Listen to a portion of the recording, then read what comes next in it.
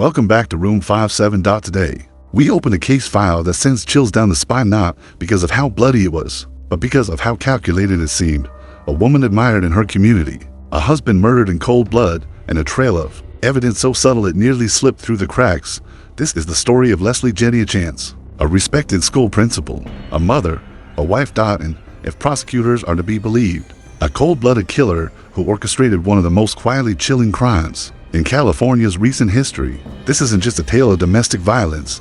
It's a story about perception, how someone so ordinary, even admirable, could plan and execute something so unfathomable. And most terrifying of all, she almost got away with it. A Sunday morning like any other was the morning of Sunday, August 25th, 2013. In Bakersfield, California. The summer heat was already starting to rise. It was quiet in the cul-de-sac, sprinklers clicked rhythmically, birds chirped in the distance, and families eased into the final hours of their weekend routines. Leslie Jenea Chance was awake early. She was always up before the rest of her family. It was a habit forged over years of being a school administrator, a routine life of order and expectations. Her kitchen was immaculate, her schedule precise, but this Sunday, something was different. She wasn't checking the mails. She wasn't meal prepping. She was watching, waiting down the hallway. Her husband, Todd Chance, was still in bed. He stirred. When she walked past, she gently nudged him awake and whispered, "Let's go for a drive." Who was Leslie Chance? Before the crime, Leslie Chance was the definition of composed. A principal at Fairview Elementary School, respected, reliable, a leader. Her staff described her as firm but fair. Her students adored her morning greetings. Parents trusted her with their children. Outside of school, she was a wife and a mother of two.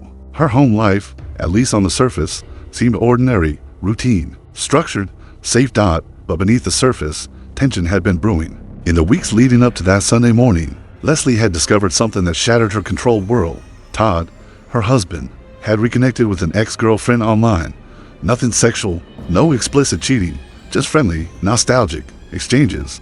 But for someone like Leslie, who lived for predictability, who demanded structure, that small crack was enough. It wasn't just about jealousy. It was about control, about humiliation, about the quiet unraveling of the perfect life she had built with such care. And so, prosecutors say, she made a decision not to confront him, but to eliminate him. Todd Chance, the husband, the victim. Todd Chance was, by all accounts, a likable guy. He loved cars, especially his black Ford Mustang GT, a car he adored like a third child. He worked as a truck driver. He was easygoing, funny, and adored his two daughters.